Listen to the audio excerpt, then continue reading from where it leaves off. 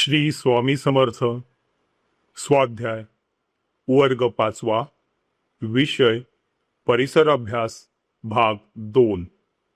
प्रकरण 2. इतिहास आणि कालसंकल्पना.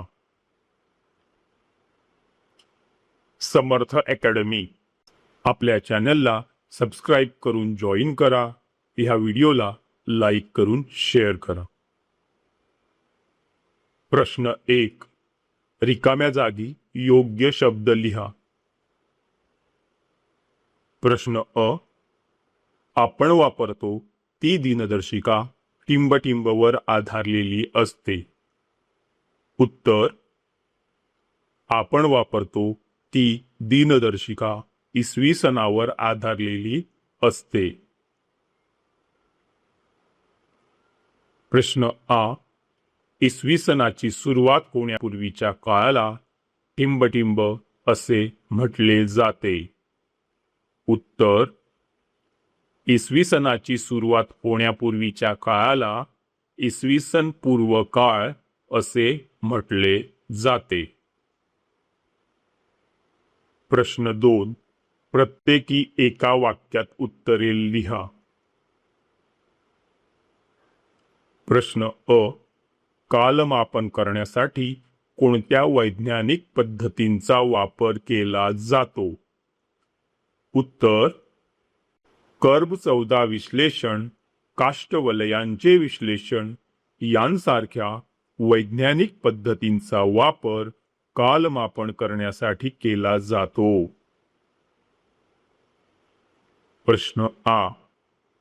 इसवी सनाच्या पहिल्या 100 वर्षांचा काळ कसा लिहिला जातो? उत्तर.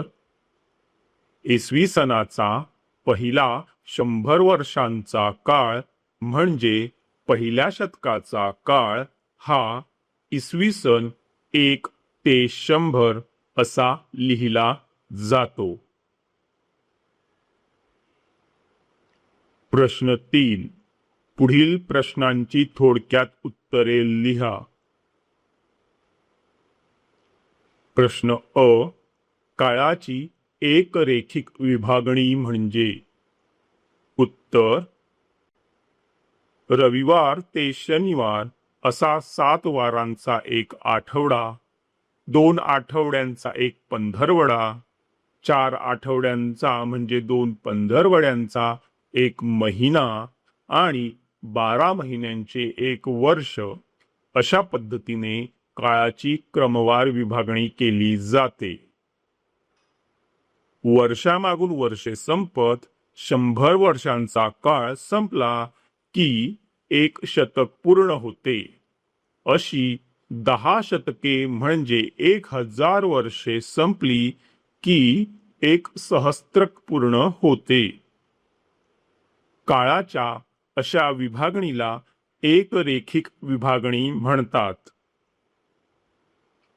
एकरेखिक विभागणीत एका पाठोपाठ येणाऱ्या वर्षांची क्रमवार मांडणी केली जाते.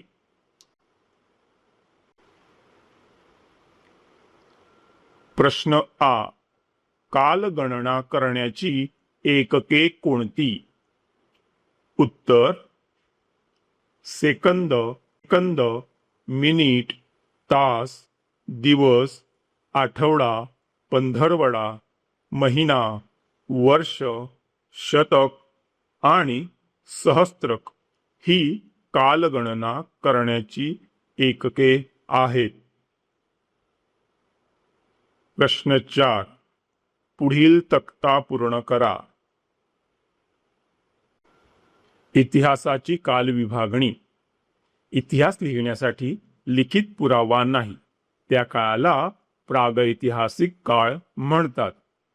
इतिहास लिहिण्यासाठी लिखित पुरावा आहे, अशा काळाला ऐतिहासिक काळ म्हणतात.